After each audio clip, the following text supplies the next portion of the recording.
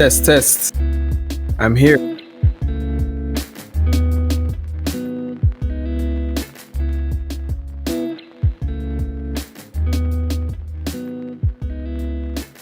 I cannot tell you. I'm so out of the know.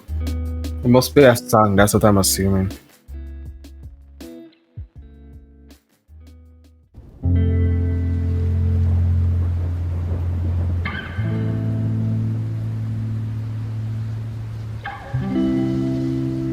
Not gonna lie.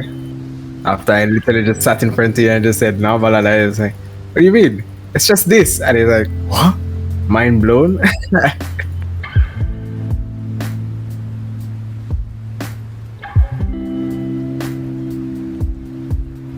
What does it mean? Because I'm lost.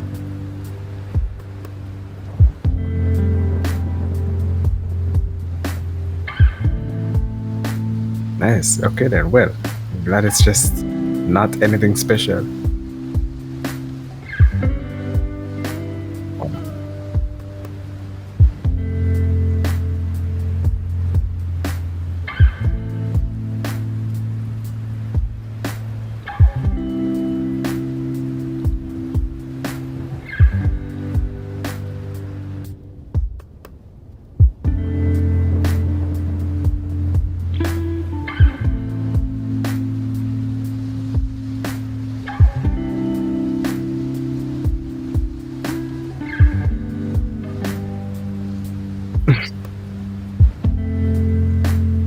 Bruh.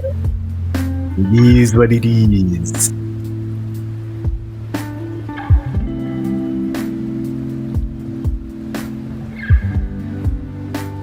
Are we actually on the road this time, or is it just gonna be background and noise?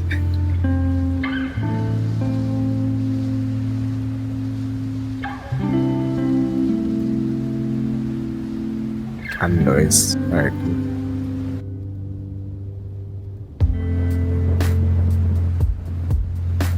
Yeah, and then I'm just going to prove to you that you can play and do this.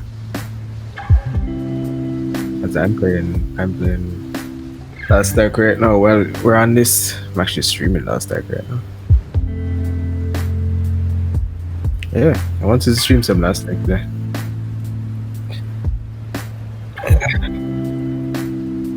Yeah, but I only lasted for like so long because I was so tired yesterday. Like, I was like, bro, literally in the game, I was falling asleep, and I was like, shit, I cannot be falling asleep like this. Yeah, because I was like, every time I just like stopped hearing people talking, I was just like, what's going on? Oh shit, I have to press A. Yeah, and I was like, no, I can't keep doing this. This is bad. Yeah, but I really wanted to stream. That's the problem. That's why I'm just like, because the Genshin thing is over, so there are no drops for Genshin today. Yeah.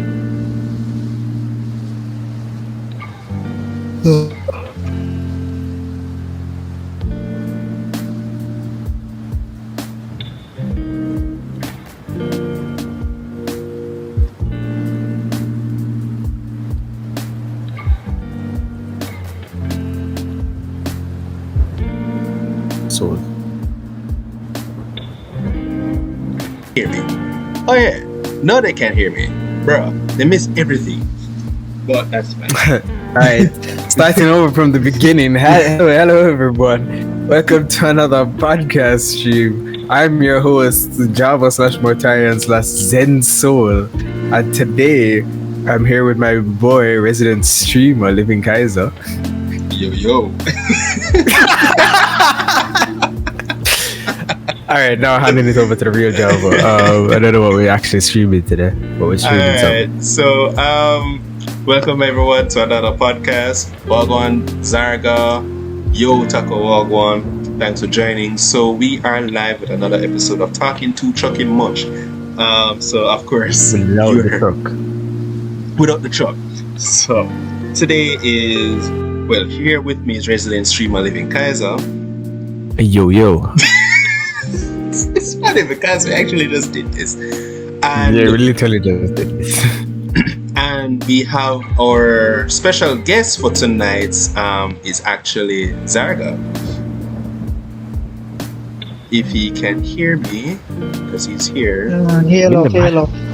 Oh, I was about to say, you mean the man in the chat right now? So we're Right? going to talk to him through chat? Yeah, Well, yeah, I could just keep typing long sentences. bro.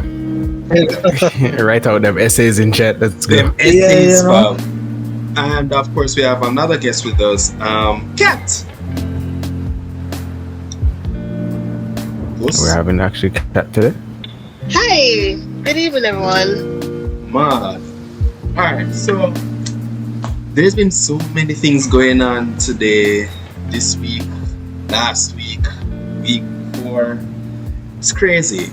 But there are two main topics I wanted to zone in on today, well tonight. And those two topics are the whole land issue that was going on out in Clifton. I don't know if you guys saw the news about it. Demolition of some houses there because illegal land and all these things. And the next topic I wanted to zone in on as well is the banning of, I won't say dancehall, but is certain genre of dancehall. So it's basically dancehall music. The vulgar kind. Yeah, that speaks to violence and chopping and all of that. So basically, how this is structured is that we'll just talk generally on the whole land issue, because the guest that I actually wanted to be on to speak about this, he couldn't make it, and that just put it mildly. So we're just gonna touch on that generally, but we'll mainly be speaking about the whole banning of the dancehall music, the vulgar dancehall music. So we square on that? We're square. No, I prefer to be circle, but sure, I guess. This is Close why- enough. This is why I always do that my podcast. Alright, so for those who don't know, right? I think this happened last 2 weeks back. I believe it was 2 weeks ago. And this is unique to Jamaica. So recently the Prime Minister basically said, hey, we know there's some illegal building going on because on some land was not legally transferred or purchased. We gonna knock them down because they were in connection to some criminal organization. So we're just gonna knock them down. Gaza was like, alright, cool. The next day they literally knocked them down.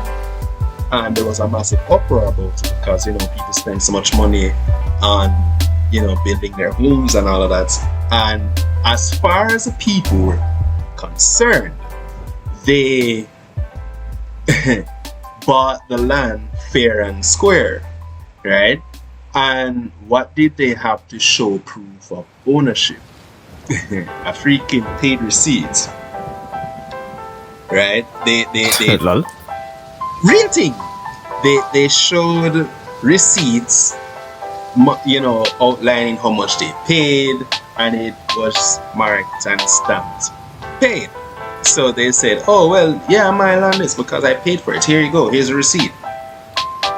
And nothing else was there. So of course the government was like, my G, that's not how it goes. So yeah, it is illegal, ush. And then like the literal day after the whole demolition took place, Prime Minister came back and be like, sir, I'm here to hear y'all out, but I don't like knocking down people's homes and all of these things. 2 days before that, he must say, yo, I knocked down everything. Right? I no business about that. So basically what that means is, let me just make this clear. I'm not going to go too deep into this, as I said, because there's a lot more going on and it's deeper than we all think. So yeah, and as the days go by, everything is kind of unfolding slowly but surely, because already I believe there has been 3 investigations going on, and these people being investigated as some top tier folks. So, yeah. But anyways, what I really wanted to get across is people can't just buy land and have only a paid receipt to show for it. It doesn't work like that. And funny enough, Kat will have some knowledge on it because her expertise kind of lies within land usage. So if Kat can just give her little 2 cents on it, and then we'll move on to Zarga.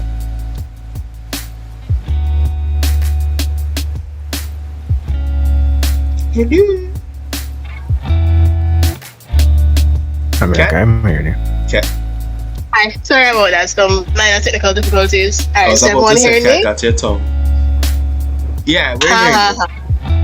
Alright, so good night again, everyone. So, disclaimer, I am not a realtor, nor do I work with a real estate agency, nor am I a real estate agent.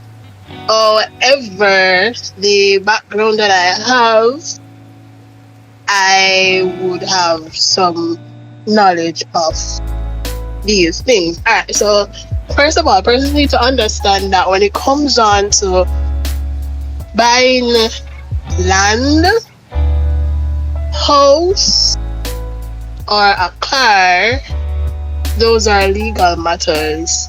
Those are an investment. That's money being spent. You have to ensure that you're getting value for your money. You have to ensure that the person that you're, or persons that you're carrying out this business transaction with are of reputable character.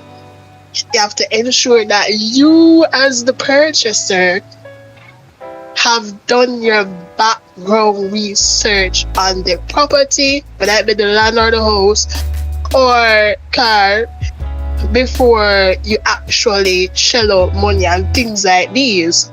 Now let's focus on land and house, but we're gonna go into the land matter a bit. Alright, so buying a land or a house is a major investment that anyone can make, especially in Jamaica. The thing with land and house is that the value appreciates over time, especially given the area that it's located in. The value of such land or house appreciates over time once it's taken care of, if it's a house, and once it's a nice area, if it's a land. Right. Or unlike a motor vehicle that depreciates over time in value, no matter how well you take care of it, a house or property, it appreciates in value over time once you take care of it. And this in turn is a great investment that anyone can make. However, you have persons out there that are not so honest and they prey on the gullible. Persons in this day and age need to do research before they invest their money in purchasing a land or a house. You can lose millions that you'll probably never get back unless you have a very good lawyer. Now, in the case of what happened the other day in the news, where persons shell out $800,000 and only got a receipt, while I understand their sincere concerns, you can't just pay 800. You can't just hear about a brother where I sell land and you go to him and you have your talks with him and you just up with the money and you just get a receipt. There are things you need to do before purchasing this land. First and foremost, National Land Agency. They have land titles for most, if not all, parcels of land in Jamaica, houses as well. This is public document, meaning that any random person can go to NLA, pay a fee of $500 and get an uncertified copy of a land title, or go to NLA and pay $1,000 and get a certified copy of a land title. I would advise it be in your best interest. If you plan to make a purchase of a land, you go to NLA, spend the money. I would advise you to get the certified copy. If anything, you can work it out with your lawyer. At least you'll have a certified copy. Go to NLA, get that certified copy of that land title, so you can have an idea of who was the last person that owned that land. Right. So if the name on the title does not match with the name of the seller, that's where you have to ask questions. Is it that the person died and the land was willed over to the seller, the person selling the property now? Don't quote me on this, but if I recall clearly, if a land or property is willed over to someone, I think they have to do some form of process to get the property transferred into their name. You can't just put it like that. So you'll have to ask all of that question. And until those questions can be answered and you have your lawyer that can verify what this person is saying to you is true, or what their lawyer is saying to your lawyer is true, don't move ahead with the process. So, right. So you get your certified copy of the land title before you go on with negotiations. Okay. Also, right. So, based on research, the steps that you would follow in order to purchase property would be you do your property search, or some people them hear about a land or sell. After that, after you find the property, you meet with the seller, you make your offer, and as I added, you would go to NLA and get a certified copy of the land title so you can know what's up. If everything is okay going forward, once an offer has been made and accepted, a land surveyor will now come and survey the property. So that land surveyor will be able to tell you that this little piece of square is yours or will be yours, or this is what the person have now and will be selling to you. And then the seller's attorney will prepare agreement for sale. Right? Okay. After that, the next process would be upon signing, you will typically need to pay a deposit of 10% to 20%, and the balance will then be paid in installments. But in Jamaica, you have some people that just pay everything in cash, because sometimes the land don't value a lot. Probably it's just like $1.5 million or $5 million, and a brother might have everything in life cash, so I might not do it. People be balling, that's why. Right, so not everybody paying installments, but if you're going through the bank, that go already good. Bro. In Jamaica, people have them life cash when they're buying land, so you rarely hear persons paying in installments these days. Right. And then, of course, afterwards, you pay all the required taxes and fees. And one of the fees would be like stamp duty fees and stuff like that, because the property will now have to be transferred into your name. So your name will now be added to the existing land title. So you're not going to really get that. I don't know if any of you have ever seen a land title before for like a house that has been owned by several different persons. If you actually get to see, if you're like the most recent person to purchase the house, if you check the land title, you'll see it's the several different persons before you that actually own the house. So really and truly, just be added to. So you're not gonna get a newly drafted land titles really Right, it's just based something on that they just add a name basically to it, to what exists. right, because I was dealing with some legal matters for my family, and I was told that it's not like you're gonna. This was when I was actually learning about the whole land thing, and I was told that by a lawyer that you're not gonna really like get a whole brand new title. It's just gonna the property is gonna be transferred into your name, Right. so you will know.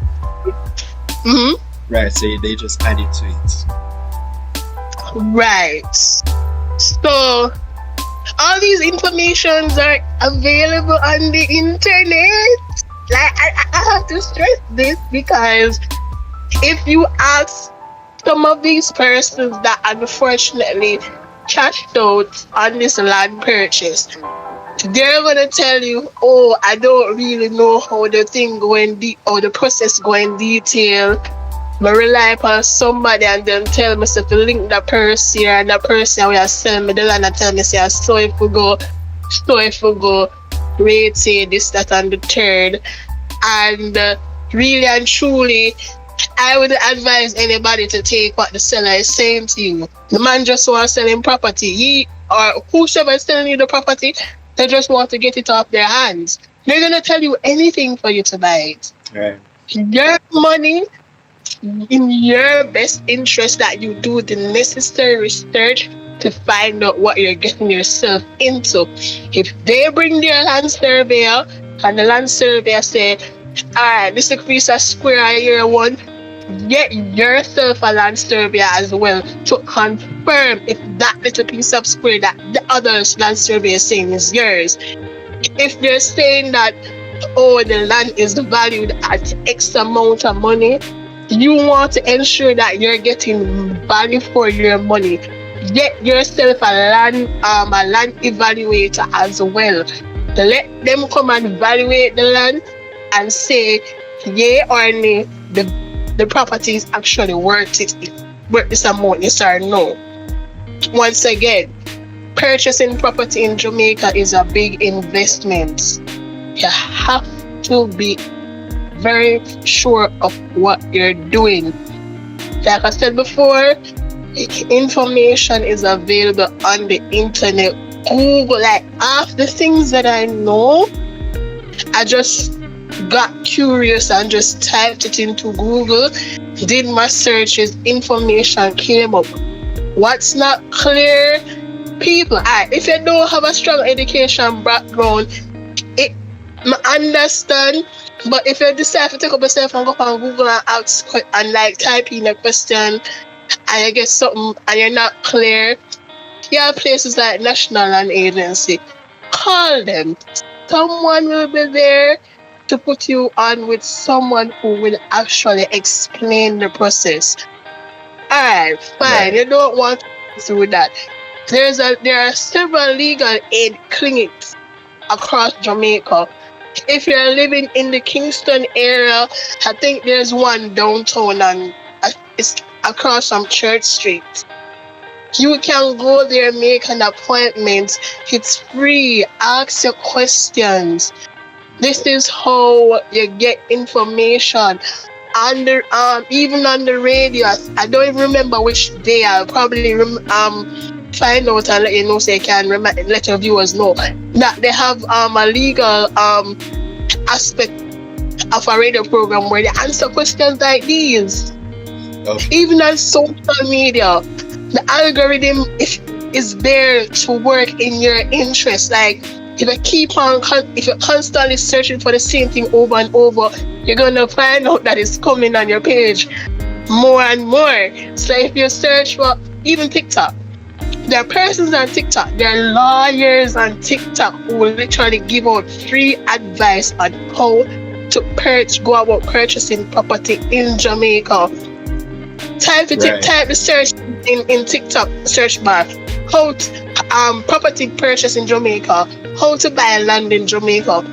A TikTok will come up. And from there, the algorithm will work in a favor and start bringing up more and more persons who have been addressing this matter over the past few months.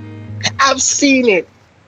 All Instagram. Right. So, wait, hold on. We'll move on to Zarga. Zarga, you have anything you want to say to the matter?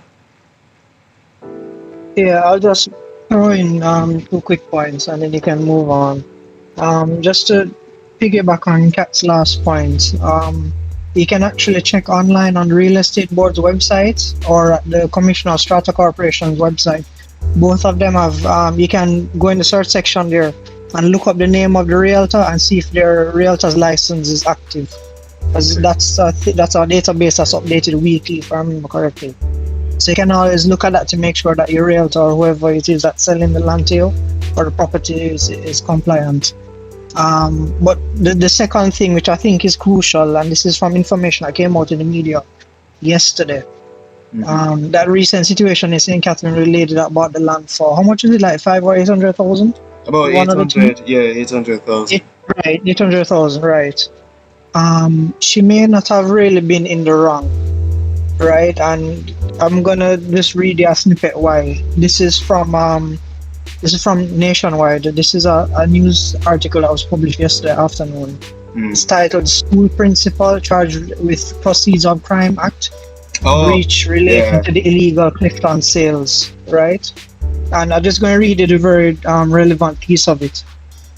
So then they gave the name of the principal that she had breached it, and she was charged with conspiracy of defraud as well. And then this is the parano, this is the clincher.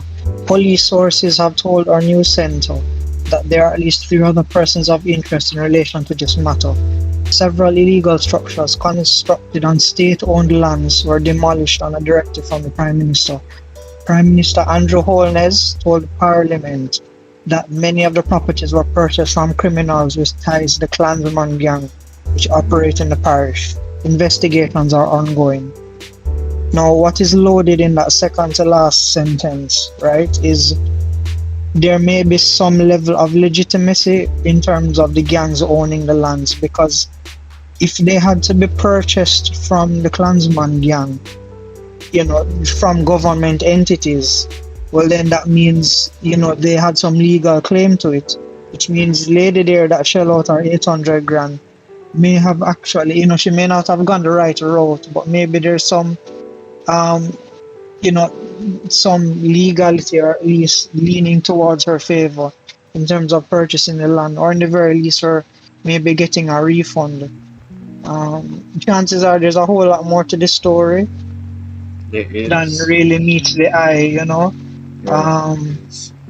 as was said, very early on, that, this is probably a very loaded thing. I mean, a school principal is involved, known terrorists and gangs are involved, and then, Parliament and the Prime Minister coming into it too, reacquiring lands. It's gonna be a massive thing. So guys, just be careful what you're doing out there, and tune into the news to see the developments. Alright, so that basically cut with that. More information, it's really out there on the internet, literally. Like, it's funny, just as I said, it's funny because I always ask for information, right? Because I'm still used to people exchanging information to each other. Like, why is the sky blue, and someone who knows it will explain it to you, right? But no, it's a simple thing as they just say, just Google it. So you can literally just Google it and you get the information that you need, and that's where knowledge. Just want to tack on one quick thing on that. Yeah. So yes, Google is your friend, but there's some information where it is worth paying the price. That Usually is true. it is best to just pay the money and go to a lawyer, because you'll find information online, but sometimes there's some very juicy or very useful details that you only know about if you actually read the laws line for line by themselves, which can save you a lot of time and a lot of money. So most times it's worth it to just go to a lawyer. That is true. I mean, you have to if you're gonna go on that venture, so simply reading Google is really just you getting some surface information on how to go about the process. But when you're actually doing the thing, then you definitely need to get a lawyer to, act on your behalf, and you learn as you go along. So that's really that for now. So we're getting into the main topic for the podcast tonight, and that is this whole banning of, as Kaiser would call it, vulgar dancehall. So recently meaning last week, the Broadcast Commission that is based in Jamaica, they posted a statement with immediate effect, outlining that all radio stations and TV stations ban dancehall music which contains lyrics, violent lyrics, that promotes it, and promotes violence and chopping, right? Chopping meaning scamming, for those who don't know. So there's a big uproar, of course. The public is divided as usual. There's the for it, there's the against.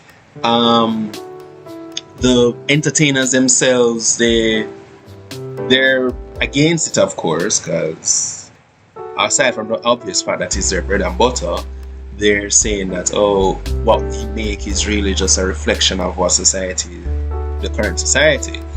And different stakeholders are putting their 2 cents out there.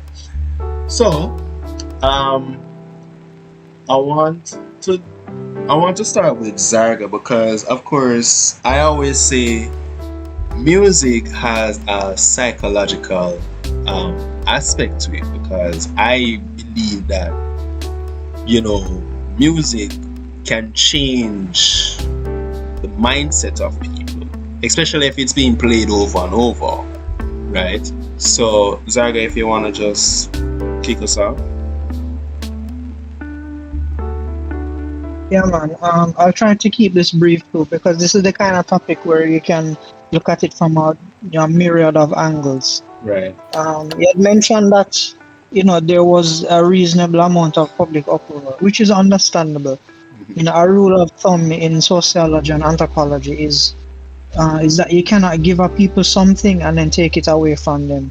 Right. Always going to run into problems. The only way that you can really mitigate that is if you disguise it as a kind of change, and that you do it very slowly over time. The ripping off the band-aid thing doesn't work with phenomena like this. It's something that you have to do slowly over time.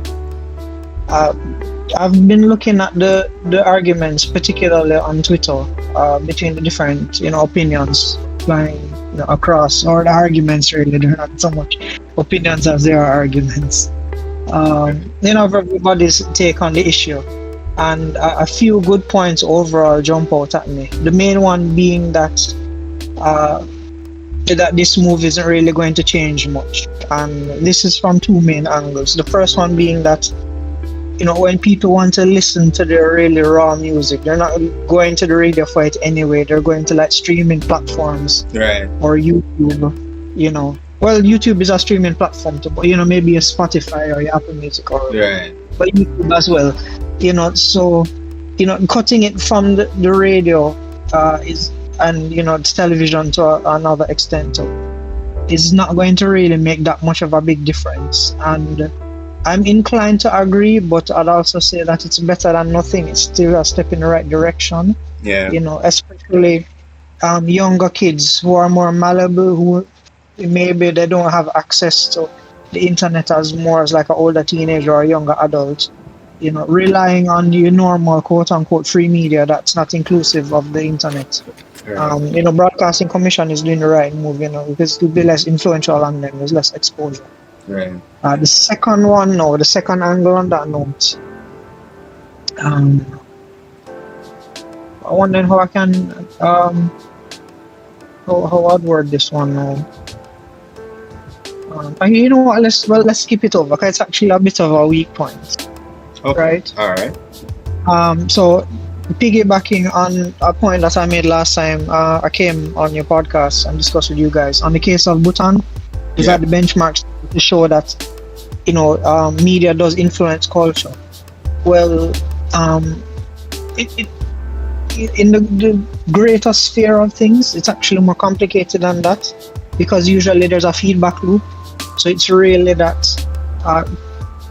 culture it creates media, and then media creates culture, and then it kind of cycles on and on like that. And historically speaking, at least in academia, it was always a mystery as to it's a chicken and egg issue, which comes first. Which comes is it the media changes society first, or is it society that changes media? Okay. Right? And specifically with Bhutan, that was just to show that it was possible that, that the latter can take place, that, media can come in, totally with no exposure to the people before and then influence the people. Right. For a place like Jamaica, right, keeping in mind Jamaica's cultural context that's extremely violent, right. Lots of slavery, lots of genocide, lots of, any general inequality that you can think of has taken place, and it's in our psyche, it's in our DNA. We've been living it since we landed here, really. So that's going to play into it a lot, and that's not something that you can get rid of overnight. And the media plays into, unfortunately, the usefulness of the maladaptiveness of our activity. And yes, guy, welcome. Right. And just to break that down a little bit, the problem is the methodology that is popular in our music.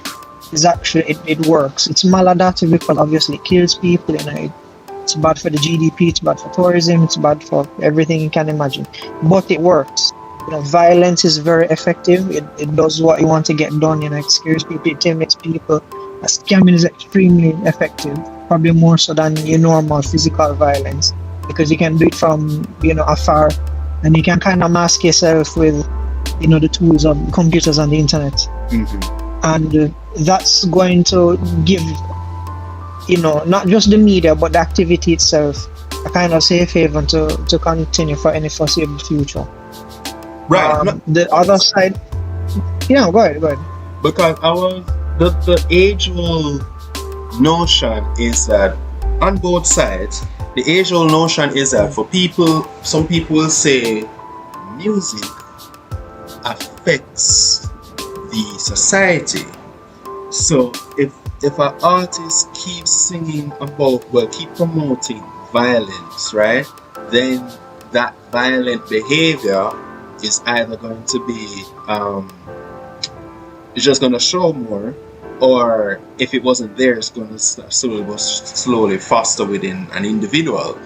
Whereas other people say, oh yeah, it's there, but it's not, not them banning it is not going to change anything, meaning that violence will still be there. So you banning the artists from, who are singing about this thing will do nothing to change the society. Randy, they're not banning the artists, they're just banning the music. Yeah, that's the next thing too. They're not banning the artists, they're just banning the promotion of violence and and make it even worse. It's not in give me a second. It's not that way they're even banning it in Jamaica. They're only banning it on radios and stuff like that. So you can still go to a party and hear a gunshot tune left, right and center. It's not gonna change that, because they're not stopping that. They're only stopping it for radio, where they cannot control where that children hear this stuff, and that's what they don't really want. And I mean, because really and truly, if literally Jamaica is filled with nothing but adults, it wouldn't matter. But it's because children also hear the radio. You have to take care of that. Well, yeah, you do, and I mean, it's a step in the right direction. That's what it's a step. That's what I say. So yeah, it's really just limited to radio and TV, but people still listen to the radio and people still watch the TV.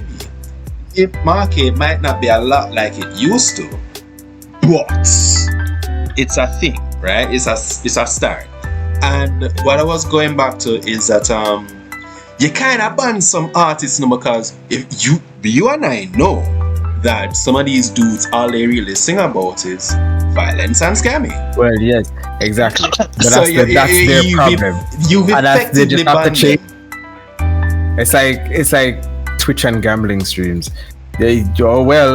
guess you gotta stream something else on Twitch. We're not banning your channel, but we're banning people to do this kind of stuff. So it's like it's literally just that. It's almost the same exact thing. Right. On these platforms. I want to yes and no. Yes and no. The thing is, if you are branded and known for a certain type of music, and that's where the problem lies. Yeah, he's gonna have trouble to pivot, because if you have to create another genre or another twist to the music now, chances are you're gonna lose all your fans. But you guys, you just brought back the second point that I wasn't gonna bother mention, but I guess it's important. You're showing that it's more important than I realize. It might still be an important point, because it does matter. It is. No, not this one. I mean the one I'm about to mention now. And it's the big argument I saw on social media too, is that a lot of people are worried that banning this kind of entertainment in the public sphere is going to be a slippery slope for banning it, further down the line, to other like public events and so. No, and that's what I don't think is the right thing. And it's not impossible that it goes that direction. No, but I wouldn't see that as a smart idea. I don't either. In my opinion, that's like killing your own fucking culture, and which doesn't make any sense. That's why I'm just like, okay, sure, I don't mind them doing it on the radio and TV where they cannot control whether children are not. Look at this, because all this is to me is that you just can't have children really exposed to this kind of stuff, and you'd rather not have them exposed to this stuff.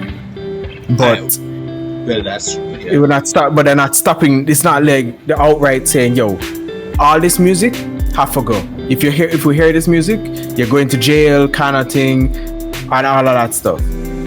It's like, no, they're not saying that.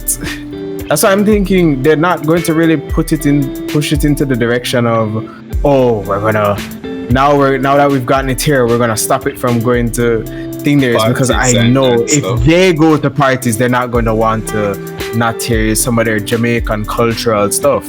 And to be honest with you, I've already seen the TikTok videos and stuff, and it's very funny. It's funny, but it makes me think, because some of these TikTok videos that I see, it's like, you go to a party and then pull up, let's say, a chopper song, and because of the ban, you had to censor the words, right?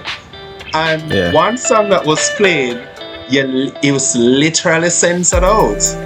And I was like, it's just a silent song. It's basically a silence. All you hear is beep, beep, beep every single day. So I'm like, if it was me who went to that party, someone would just go home still, because the entire song would be censored.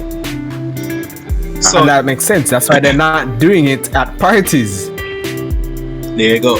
But going back to the point is that whether you admit it or not, these songs do indeed affect the societal mindset. Because look at it back in the early 2000s, right?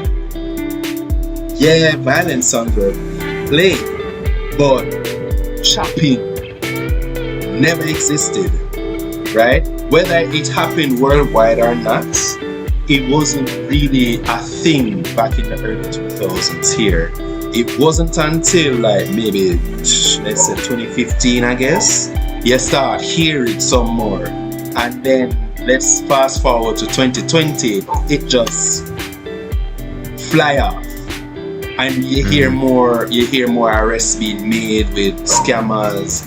And the more you're hearing about scammers being arrested at jail, is the more you hear the scamming songs, and is the more you start seeing more scammers popping up. And TikTok is a heck of a thing now. You actually see some of these guys just posting their videos over there. Like, yeah, you don't know, say, breaking a 5,000 out there, at 200,000 US, because, yeah, I guess let's say it there, you see me? Like, you can't deny it. Java, I think the song that really would stand as the grandfather of all scammer songs would be Vybz Kartel and I don't remember what her name is, but Vybz Kartel featuring another young lady that was a part of the Gaza Empire. the title of the song was Reparation. Now, there was a particular line of the song that said, them call it scam, but we call it a reparation.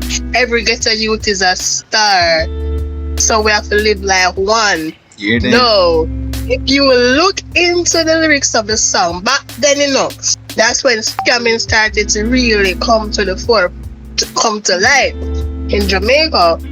The line that said with them call it scam, we call it a reparation. Meaning back then they were scamming overseas white people hard. Now if you should go back if you should mess it deep, it's like in basically I say back in the days of slavery, this is what white people did to us. Now it's our time to really and truly get what we truly deserve. So we're basically taking all the wealth from them. So that if you mess it that way, so that I think that song was the grandfather or grandparent of all scammer songs that are birthed today. It's always the teacher, it's always the teacher start these things. Yeah, the thing, there are a lot of studies done in particularly in Canadian universities and a lot in Europe too, that are done on the impact of Vybz Kartel. He was really a paradigm shift, for Jamaica. Literally, like we've witnessed that paradigm shift. Because he fed into a primal aspect of our culture. We're a very raw culture. We're very, what you would in neuroscience said, so we're a limbic culture, meaning a lot of our thinking and our experiences center or gravitate heavily around violence and sex. Same part of the brain actually processes both of those aspects of reality. Violence and sex are processed by the limbic system. And, that manifests a lot in our culture, especially in our dances and in our music. It does. And he came at a very pivotal point in time where reggae in the early 90s started to kind of experiment with that rawness and push the limits of what could be censored. And he kind of just grabbed it. And because he had that talent his great talent for lyricism, he really pushed its boundaries and didn't care about the censorship any at all. Because this is when CD did start really get pushed and people just loading them songs on them iPods and things instead of listening to the radio. Where, his timing was profound and it was perfect for him to really, blow up with his career. And, that can't be ignored any at all. He was a real double-edged sword. Because he gave us a great amount of entertainment, but, he inspired a lot of violence and a lot of crime as well. That can't be ignored. So there's a lot of good and a lot of bad. Alright, let me just move to the chat real quick because some messages coming in that I can't ignore. Smasher LG G. He said, you mean they're not stopping it from random taxi? Listen, taxi man, we can have a whole podcast about taxi out here, like, trust me. Taco says taxi men will still be chopping, so no.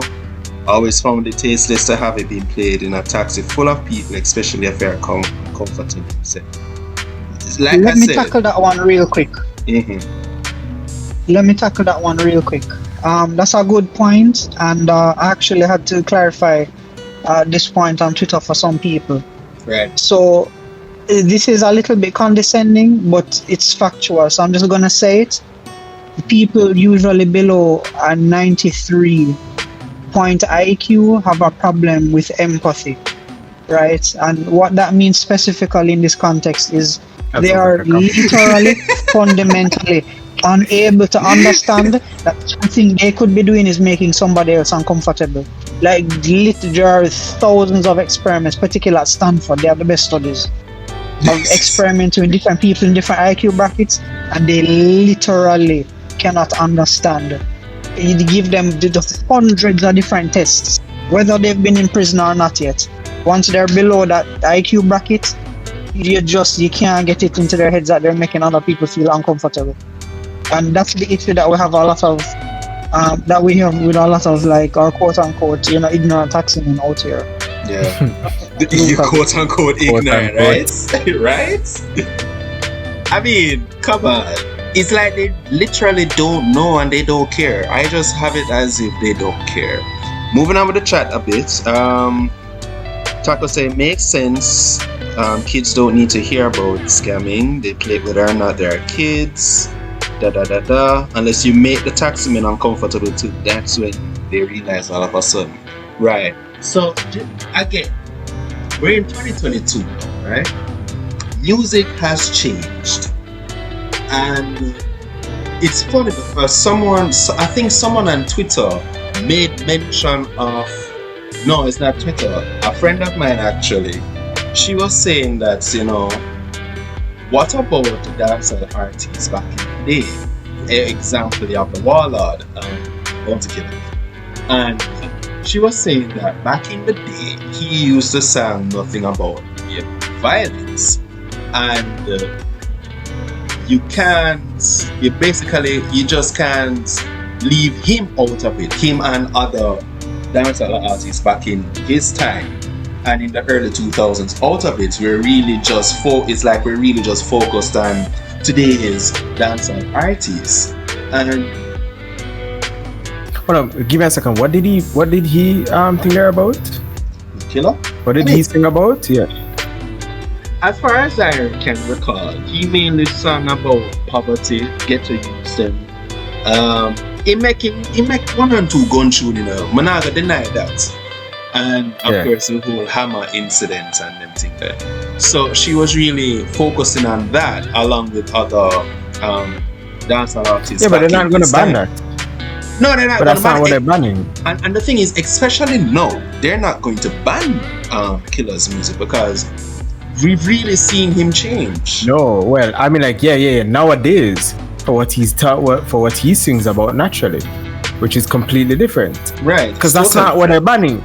They don't care about that kind of stuff. It's like people are thinking, oh, they're just banning every piece of dancehall music that exists. That's not the correct sentence. I think that's what was sparking this and whole that's the outrage. Mistake. Yeah, that's what they're outraged about. Because you see, people need to read in it. They never.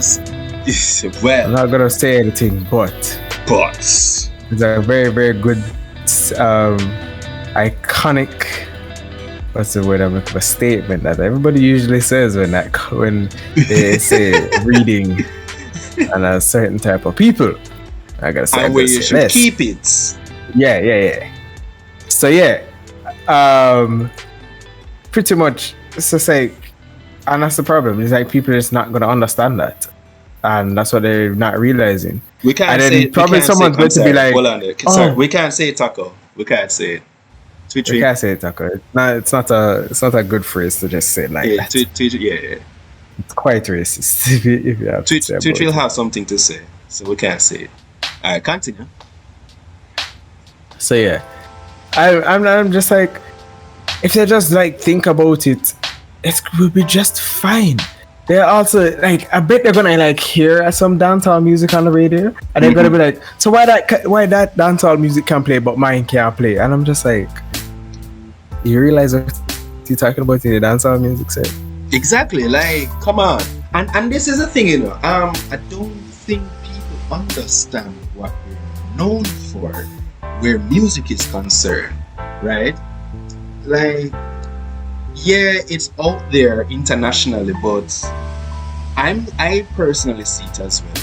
When foreigners play dancehall music, it's usually, aside from Bob Marley, which is reggae, it's usually that's some serious music. That's why he said Bob Marley.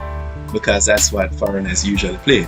But in terms of dancehall music, it's usually some serious business. Cartel, you can't get it from cartel. You literally cannot escape the cartel. And for nowadays, guys, it's like, the trapper song.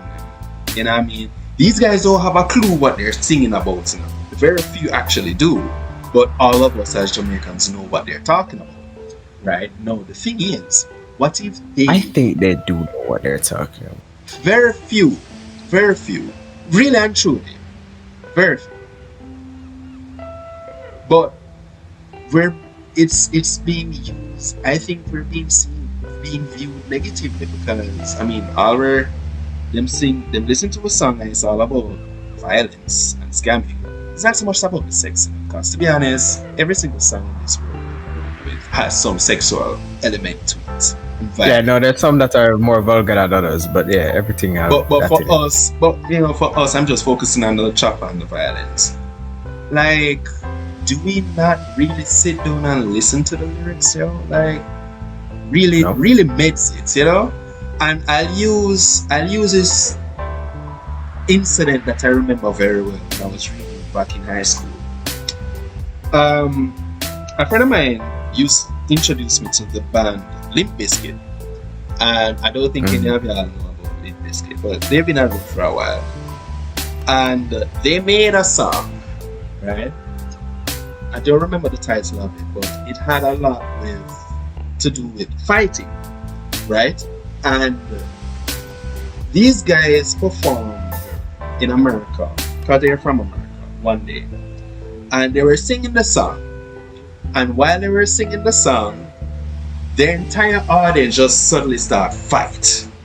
Like nothing happened to spark it. They just start fighting. Well, something did happen to spark it. The song, right? They just started fighting, and they had to lock off the song, lock off the concert for a bit and be like, guys, what the heck? We're singing and you just start fight. Let me use another song though. Popular in Black America. Knock If You Buck. I'm quite sure we've heard that song. What? Ding, ding, ding, ding. If I'll send it to you. It's an old song. It's an old 2000, early 2000 song. Knock If You Buck. Yeah, right. And every single club where that song is played, there's fighting. Guaranteed fighting. And a lot of the persons say, bro, I don't even know what came over me. Like, when I just heard that song, I just feel like fighting somebody. No. Now that's just, all that is to me is just stupidity. No, but this is what I'm saying. No, man, music. No, it's not. Oh, finish. Right. Music has an impact on people's psyche. Right? Whether you believe it or not, music does indeed have like for me, when I hear a cartel, right? When I hear a cartel, some may talk like some serious gun tune, I'm not a gunman, but sometimes I feel like someone would just go out and bust two shots in the ear because of how his Definitely song, not. how his music has the effects. So it does cause people to do things, whether it's really truly them or not. Zarga, you're saying? Yeah, man. So to add more to your point, this is a very important point. I learned this from an officer in the JDF when I used to be in cadet when I was in high school. The power of music, the military knows full well how important the power of music is. That it's why since the beginning of mankind, every military marching into battle and in battle, they start it, and even a lot of times during the battle they play certain kinds of music. Right, and drums and stuff. The power of resonant frequency of drums and singing your battle music. Right. And the military culture that really cemented this, well, you guys have heard of them, were the Greek Spartans. Before battle and during battle and after battle, the whole time they're chanting and they're singing, and a lot of the times they would have a choir near them too. If the key soldiers that are on front flank weren't able to sing, somebody else was very close by singing, keeping the resonance up. So it really does do something, it puts you into a trance. It's for the same reasons the Vikings and the conquistadors used to really depend on the drum corps of their military to really carry them. Music is really important. Let me add to that. Alright, so I was also in cadet, Jamaica Combined Cadet Force, and I can totally agree because you know annual inspection, right? Every unit in inspection, man, yes. Right. So I have the jump corps. Right, and you'd have the drum corps that would be on a section on the parade square. And I know you can agree with me that whenever they're playing a song selection, it kind of changes your vibe and attitude towards your drill whenever you're carrying out. So you are right. It does influence how you, well, we didn't go to war or battle, but in this case it will be inspection and how you're performing drill.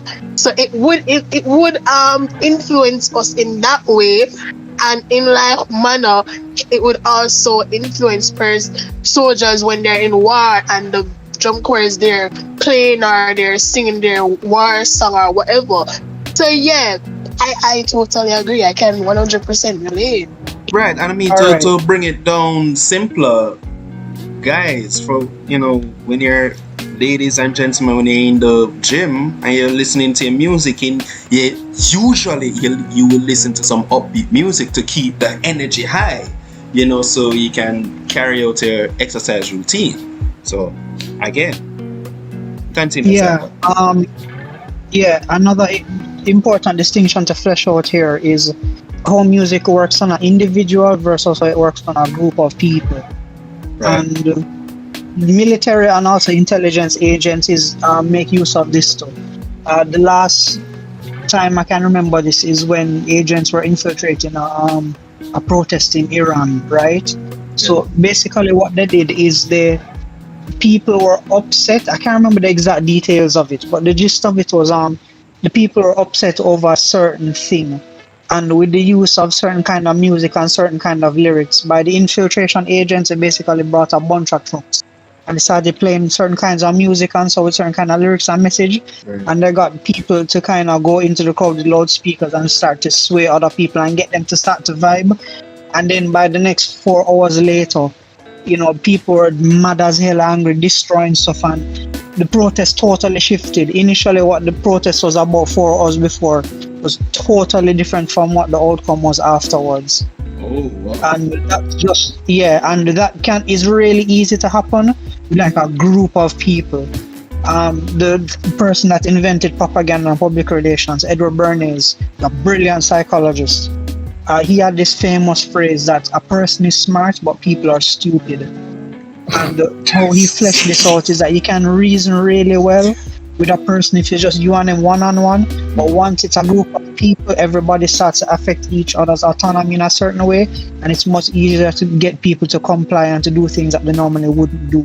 Because it's other people right, doing it, so you want to fit in. Peer pressure. And it's deep enough that none of you can even speak the same language. You can have 100 different people speaking 100 different languages. It don't matter. If you see one is monkey see monkey do. You see one person or a few people doing things, everybody's gonna follow suit eventually. And that's just the power of, going back to it all. That's the power of media. Especially when people are groups. Very easy to manipulate. Very true. I've seen it, man. So all right. So going back to the band genres, I have to say genres because it's not the whole music itself. What does this mean for the artist who sings nothing but violence and I'm just gonna have to change up the meta. That's the problem with media. Media is a very volatile thing.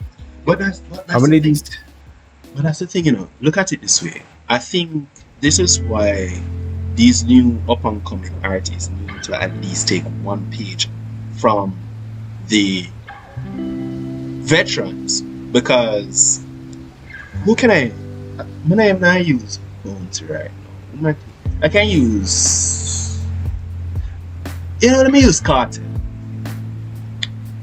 Most persons will remember Kartel for lyricism, the lyricism, right? I think his catalog spans almost all topics, but it's not like Kartel can be simply banned in the sense that you ban dance, you ban violence and chopping. He's not gonna be played on air.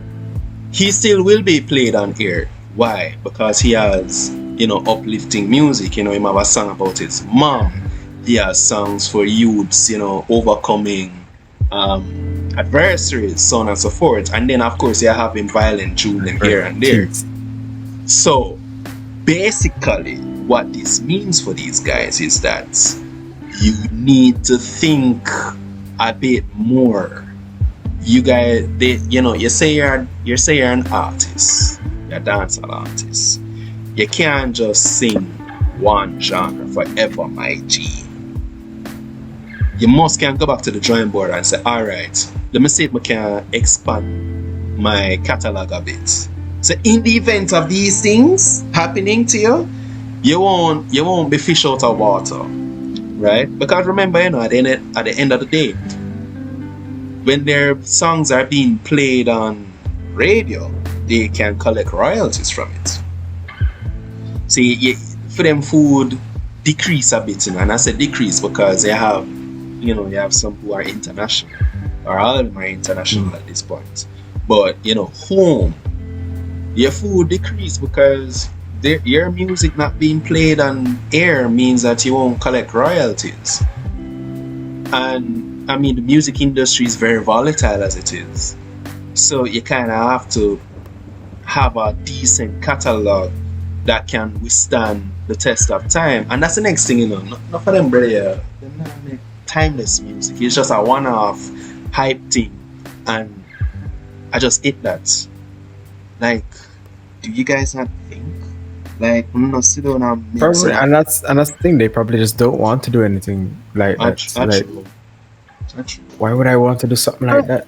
Are you serious? No, man. Look, you have to give these guys more credit, Look, listen, right? Just look at it this way. Our music tends to have certain universal themes throughout the decades since we got independence. And one of them is strife, right? We always sing about how, times hard. Yeah, it rough. They will simply adapt that into their music. I guarantee you by like at least 3 months from now, you're going to hear something like artists come out and say, yo, RJ fight me up, I gotta shut up in studio or something like that. They will simply adapt whoever. No, you laugh, but the real thing. It's true. Their art, whoever is fighting them out. They must say, your broadcast commission can go, whatever, and modern, such. I will not say out loud. Mm-hmm. But I mean, step back and look at it, right? I mean, is this attempt to ban vulgar or quote-unquote dangerous music from being broadcast in the public? How many people actually really think this is genuine? Maybe it's just for show to just attract investors back. Maybe it won't go anywhere, or make a difference at all. Because that's also a possibility. So they're actually trying to get people to invest back into radio. Because what if it wasn't the government that actually decided this, but radio companies on a whole are just like, yo, we're not getting the things because people think this is what we produce and have showing to people. They're just like, we need really? to keep up the Jamaica Yaman, things nice. No, but at the same time, that solves nothing because the music is already there, and I mean, it's just limited to radio and TV. You have YouTube, you have but that's not really the case. It's for people who want to put up their things in ads. No, but you can still do that without YouTube, banning. You can't advertise everything. No, but you can still do it without being banned. Without the ban. No, you can't. You can't. Because really and truly, what it is, no, you can't, and I'll tell you why. Because what if someday you said, that like you wanted to advertise for these people because you know that they don't naturally do this, but then all of a sudden, boom, them start play gun tune so hard, and it's like, we don't want to be. I don't have our ad associated with this. Thank you very much. No, but and what that really does is just like it gives you a legal reason to say, okay, there is no way that this could happen. And if they do, they obviously get some money from it. But look on guys like Idonia. He's on an ad with Campari. All right, I get it. Campari is a liquor, so it's a party thing that. But well, exactly. What does that have to do with children? But it has nothing to do with picnic still, you know. And to be honest, it has all the reason to do with children. This is literally the whole reasoning behind this is 90% because they don't want children. No, man, not the band, you know, not the band that talk about Idonia. Ad. Well, yeah, exactly. It has nothing to do with liquor. But the thing is, what may I try to get at is, Idonia sing some serious gun tune and sex songs. It's unbelievable. But yeah, but being associated with liquor ain't a bad thing because it's only adults have to deal with liquor. Right. And so if it's like if a child is listening to it, that's wrong. That's not supposed to happen. You're not supposed to even care about this child. You're not supposed to be drinking liquor. Right. Well, I just have the disclaimer, you know, you need to be 18 years old to be district. And they always put it there. That's all they need. Legally, that's all they need. Then hold on. There was another one recently for KFC. I think he sound like Governor. I'm not gonna lie. He sound like Governor. Y'all know Governor? No, I'm not. Yeah, man, go be. Little bit of money, Kaiser. You know, hear that song? No. I'm going to literally tell you, dancehall music is my least listened music of my entire life. No, man, that's fine enough, but you must hear it somewhere, at least once. Probably not. His songs are hilarious. Remember two things. I drive, so I listen to my own music, and I don't go to parties 90% of the time, so I'm not gonna hear it on my own. And not even them then. Places that I would go naturally don't have that. Because I was gonna be like, maybe some car must have passed by with that song. Alright, I get you, but I'm almost sure they use Governor for a KFC ad that's currently going on. Alright. Taco says Wade Marshall was a pro. Yeah, man, Marshall do him thing. That's why he's still relevant even now. Cartel, Mavado, Bounty Killer, all of them have radio version for their song. Yeah. Gal Clown by Governor was funny, but the driving part was true. No dancehall songs because of taxis, when you know a few know. That is true, it's really because of freaking taxi. And these people just driving by with loudspeakers, like at night time, like people don't want to sleep. Like, guys, come on. Anyways. So with the band, what will the future hold? Because right now it sounds like it feels like business as usual. But it must be a bit more impactful than this. Alright, to chime in, if the band continue as is, where it's just not gonna be played on radio or TV, I don't see making. Nope, they never said CD. They never said CD. Only radio and TV. Places where they cannot control who listens to it. Yeah, so radio and TV. That's it. Okay. Yeah, so if it continues with just radio and TV, then I don't see much of a difference being made. Alright, so in my opinion, yes, right step or good step in the right direction, but a little bit too late. They were more reactive than proactive, in my opinion, and that's the thing with this country regarding everything. They are rather reactive than proactive. They wait until something happens before they do something about it. Makes me wonder if Jamaica is one big experiment, but that's besides the point. What sparked this ban actually? Because I only saw it randomly, so I don't know. Violence in schools. So artists would be like, we're just singing what's happening in society, but really and truly, some of these things that have been happening in society long ago. Yeah, I get that. But the fact that you're singing it and it's coming to mainstream media, you're literally making it popular and persons are getting curious and now they're getting engaged in it. For example, in my era, students never wore guard rings to school. If you ask them about guard ring, them probably tell us, I know something about uncle have one or My grandfather used to have one. They don't have those. They don't wear those stuff. How all of a sudden things been intense and them mother start sing about get up and gathering and them some and those things. You start seeing students investing in where they get the money from. Only God knows to invest in gatherings. From the song them start drop. Also, students being involved in scamming was never a thing until scamming became very popular to the point music almost made it seem normalized in the Jamaican society. So it's like the music sensitized these students to scamming to the point students are like, everybody are doing nothing wrong. Me can do it too. Put American accent and call 1 and 2 foreign number or no for ask somebody account and take out a money. That's just where it's heading right now. So I don't see this making much of a difference, to be honest. Well, I'm right step in the right direction, but a little bit too late. If you ask me.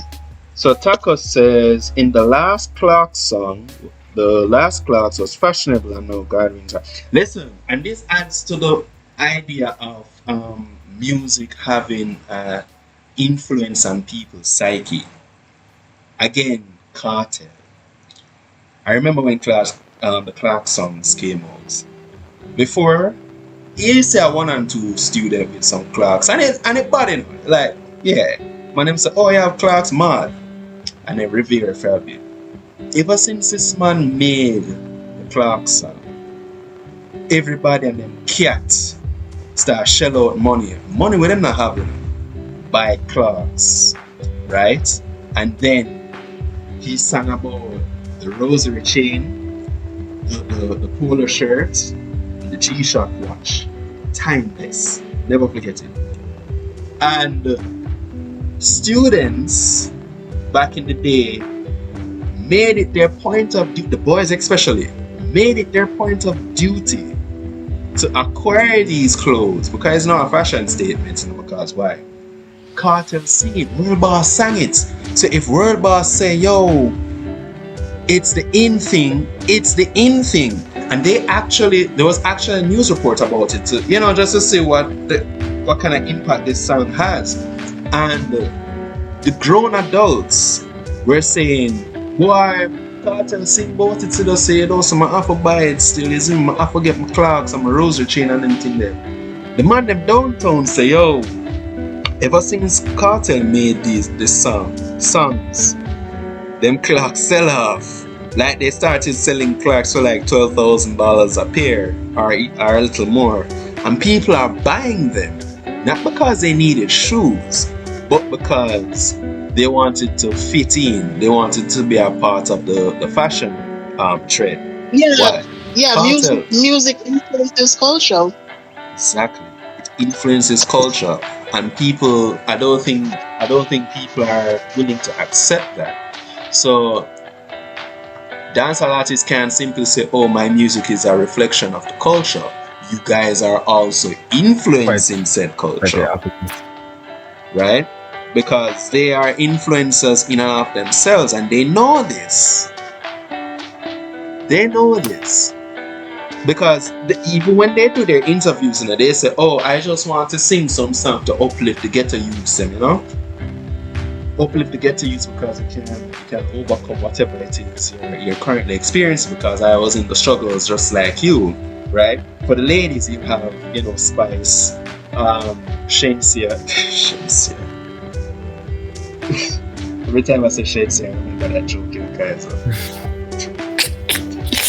I can't avoid it. Oh, Raja. Anyways, ladies like Shensia, for example, I think Shensia has a decent catalog, to be honest. She has her raunchy songs, but she also has some good ones coming out too. Some clean ones coming out, I should say. Yes, the stuff that can be played on the radio. Played on the radio. So that is what Ascat says. Yes, it's late, but it will at least, I won't say force them, but it will encourage them to go back to the drawing board and make some cleaner songs. It's as simple as that, because they're not banned. Y'all are not banned. It's just the music is not banned. It's just kind of let me say this. It's gonna sound a little bit negative, but let me say this. The way that this world is going now, or how society is going now, you really and truly won't be dependent on the radio or TV anymore.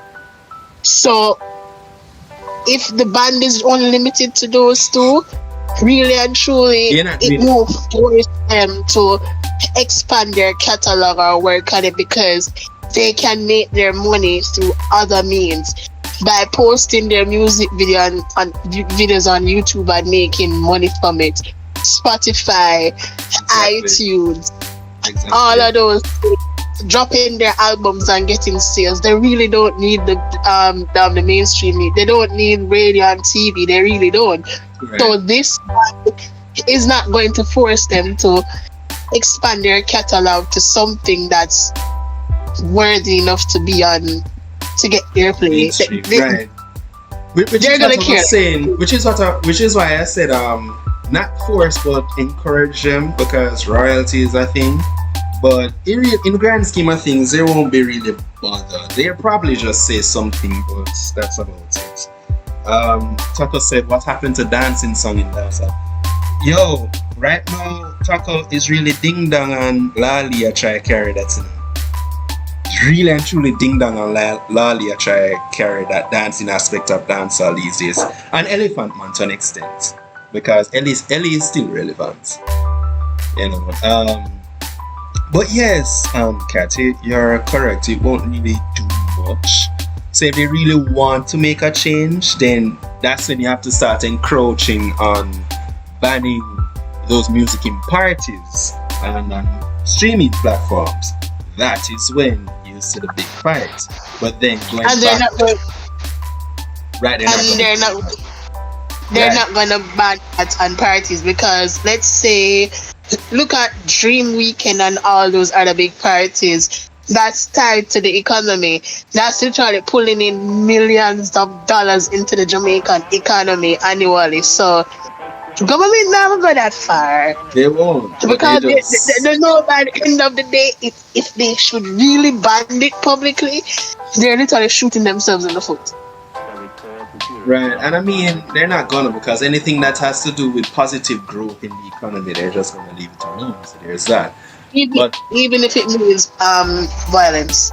Exactly. But it is, this whole thing was sparked because of violence in schools. And I mean, parents, if parents, I think some parents are watching this podcast, I mean, they are more in agreement with the ban.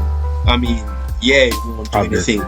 It won't do anything in the grand scheme of things, but it is a step in the right direction, because the reality is that these kids are very impressionable, and because they're impressionable, any little thing they hear from their favorite artists, they're going to do it. We've been there.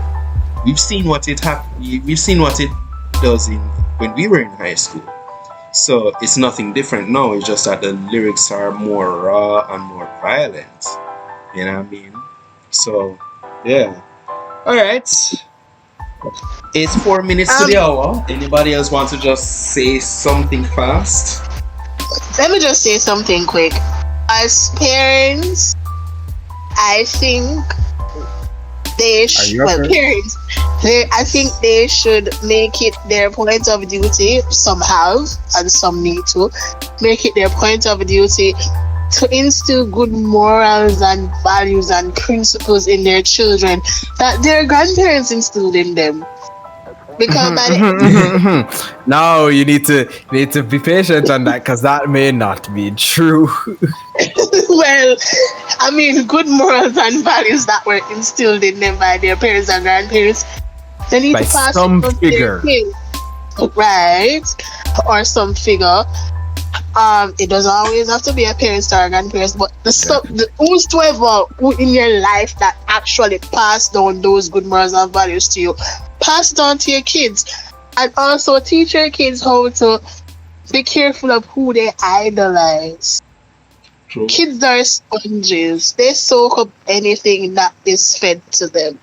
True. So we need to teach kids that and everybody in that popularity or with that status to idolize, because really and truly and every famous smaddy a good smaddy. So yeah, those are my few words. Zarga, anything? Yeah, I'll piggyback on that. I'm gonna take a bit of a more pessimistic view on it, and say the real. Let's be real, right? Adults are just as impressionable as children.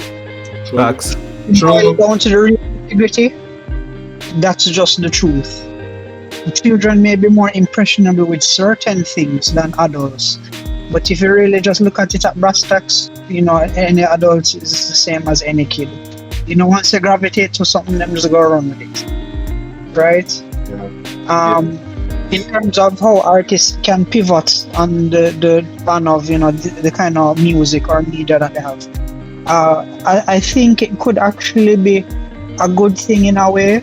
It could pivot some artists to become more interesting with the nature of their lyrics, and going back to Palmer, Adidja Palmer as well. He was really good at being allegorical with his lyrics, because yes, he had a lot of raw songs, right?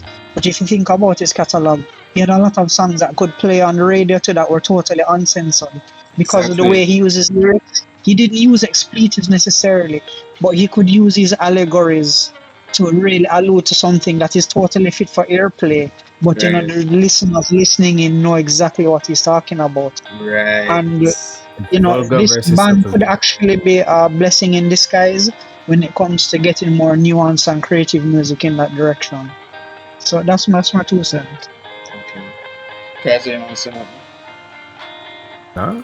Jesus. Yeah, not even peace and... they said everything. I said my 2 cents. Not even peace and love in schools?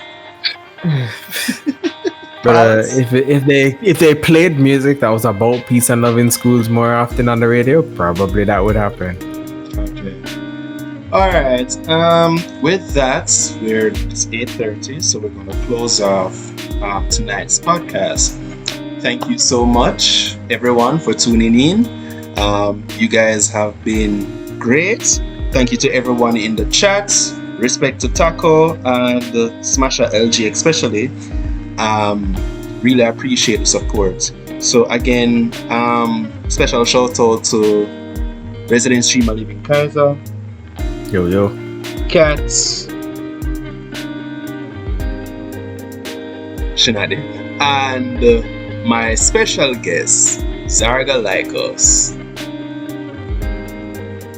So, till then, we'll see you guys next week, Wednesday, with another podcast. Peace and Millies, guys. Take care. Stop taking the white people money.